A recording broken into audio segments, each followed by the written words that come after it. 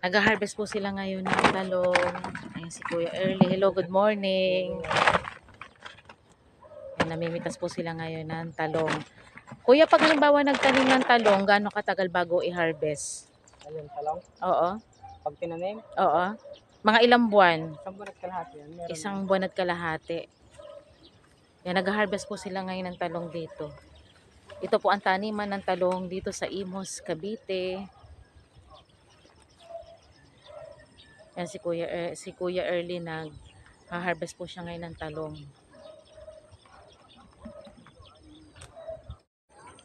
Ito po ang kanilang talong. Update po tayo. Nag-harvest po sila ngayon ng talong.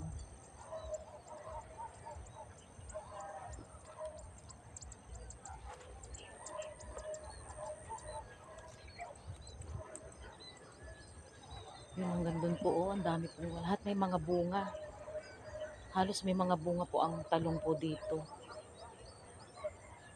Ito ang talong.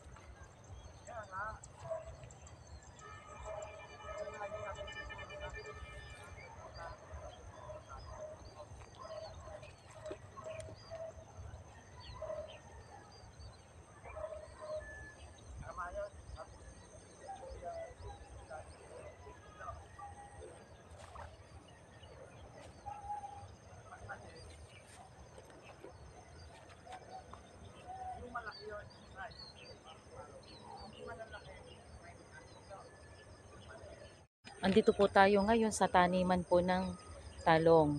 At nag-harvest po kanina sina Kuya Early. Yung natatanaw po natin doon, yun po yung taniman po ng talong. Napakaganda po dito sa kanila pong farm po. Napakasarap po pumunta rito sa umaga. Dito lamang po yan sa Imus, Cavite.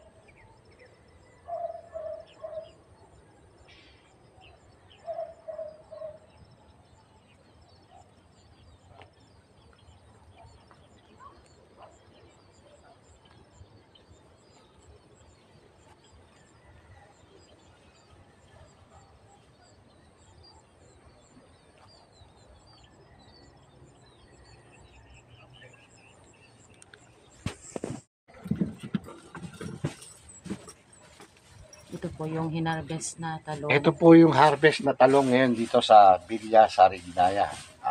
Ito po.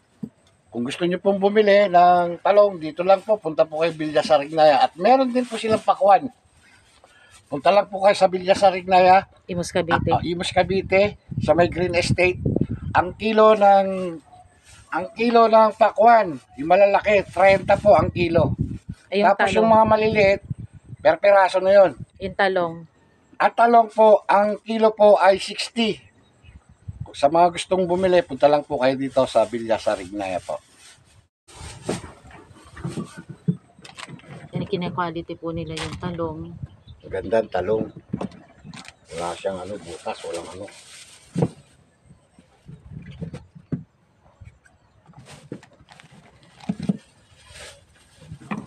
Ito yung sizes na masarap eh. Ano yung kagandahan.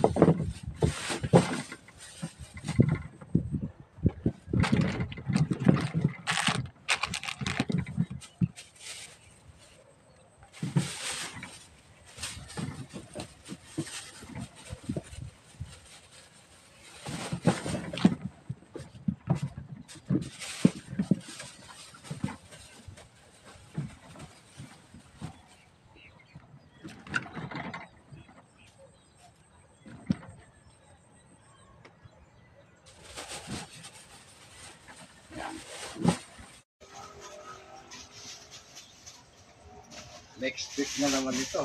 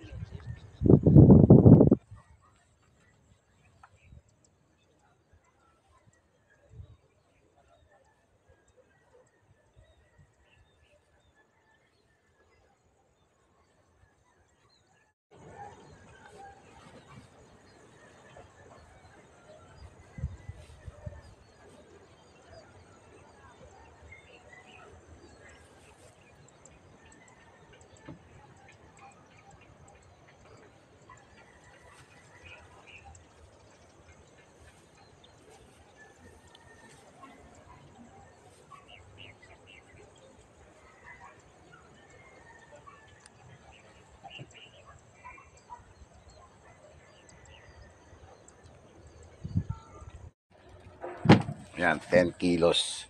10 kilos, 600. Dito lang sa Villa Sarignaya.